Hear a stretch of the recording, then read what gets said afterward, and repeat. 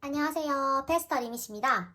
오늘은 국어 회독과 단권화에 대한 영상을 준비해 보았습니다.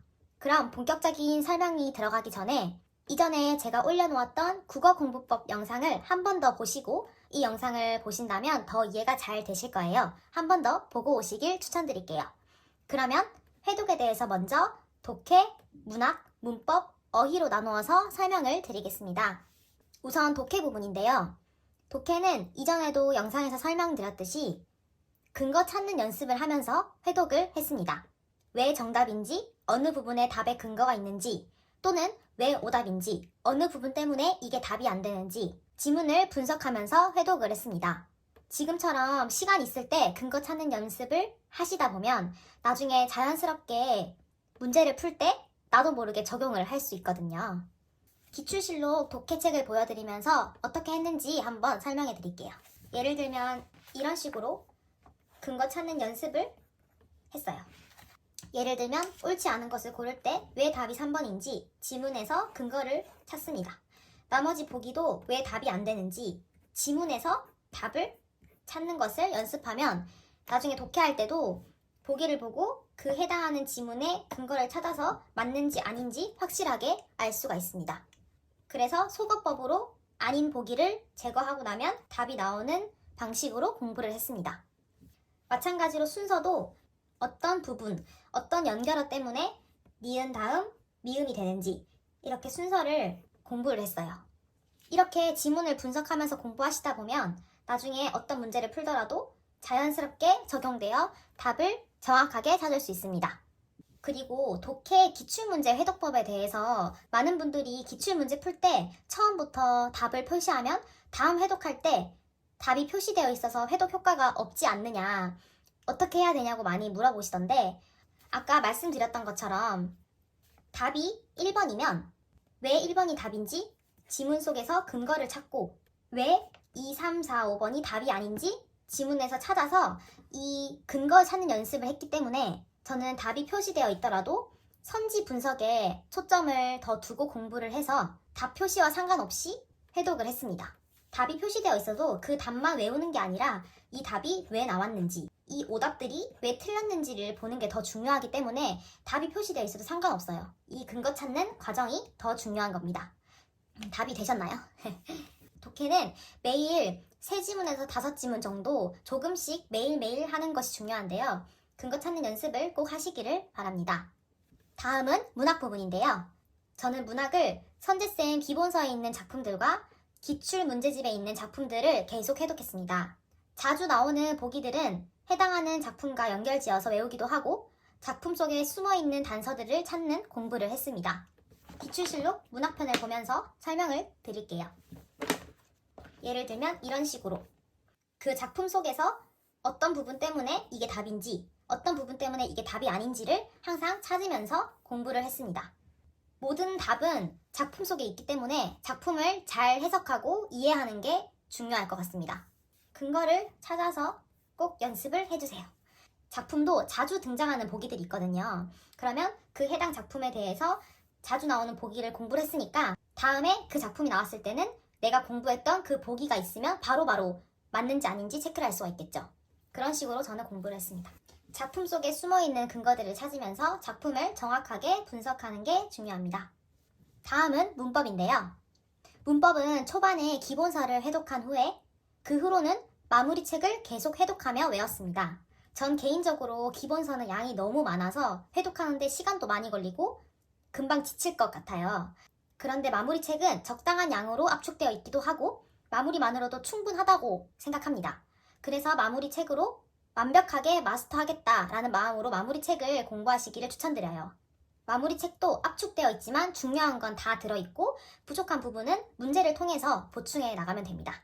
제 마무리책은 이 책인데요. 이 책으로 문법을 공부했었어요. 하루에 얼마나 회독하셨나요? 라는 질문을 많이들 하시더라고요. 저는 이 책 앞부분에 보시면 이렇게 1절, 2절 절로 나눠져 있어요. 저는 이 한 절씩 공부를 했어요. 하루에 한 절씩. 만약에 한 절의 내용이 많을 경우에는 한 2, 3일 나눠서 공부를 했고요. 한 달 정도 잡고 하니까 문법을 회독하는 데는 한 20일 정도 걸렸던 것 같습니다.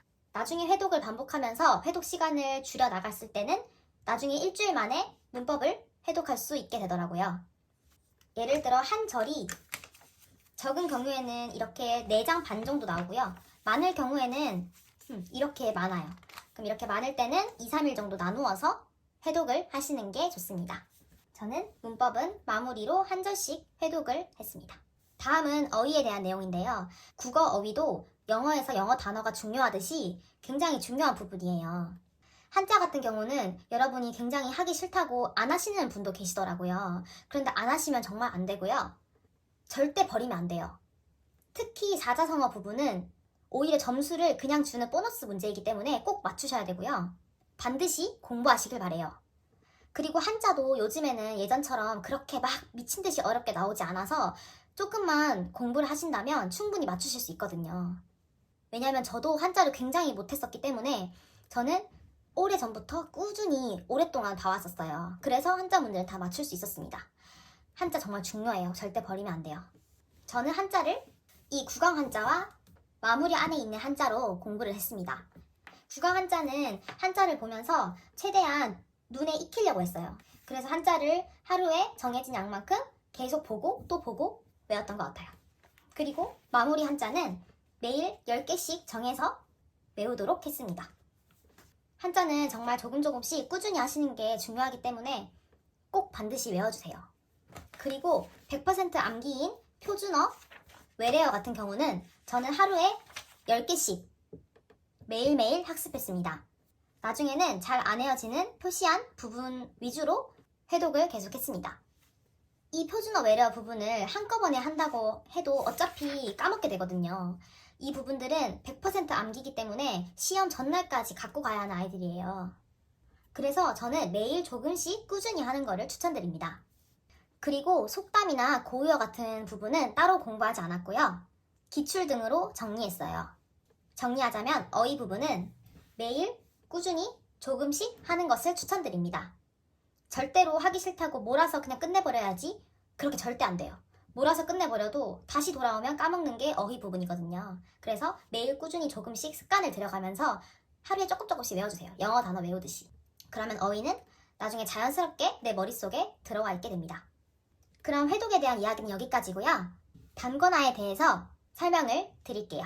저는 이 마무리 책에 단권화를 하였습니다. 전 영상에도 말씀드렸다시피 더 압축된 필기노트 책이라는 책이 있지만 그 책은 너무 많이 압축이 되어 있어서 중요한 내용들을 옮겨 적는 게 더 일이더라고요. 그래서 시간이 너무 많이 걸리니까 이 마무리 책, 여기는 내용들이 훨씬 더 많이 들어있어요. 그래도 압축은 어느 정도 되어 있으니까 기본서보다는 이 마무리 책으로 단권화 하셔서 마지막까지 시험 전날까지 회독하시길 바랍니다. 다른 과목과 마찬가지로 없는 내용은 단권화 책에 정리하고 이런 식으로 빈 공간에 정리를 해주세요. 그리고 중요한 내용은 이렇게 표시를 해두시고요. 다시 봐야 할 내용, 끝까지 안 외워지는 내용들은 이렇게 접어두셔서 나중에 회독하실 때 볼 수 있도록. 그래서 저는 시험 전날까지 이 마무리 책으로 계속 회독을 했습니다. 솔직히 단권화는 정말 과목마다 방법은 다 비슷해요. 그래서 길게는 설명드릴 게 없고 혹시 궁금한 점이 있으시다면 댓글로 남겨주시길 바랄게요.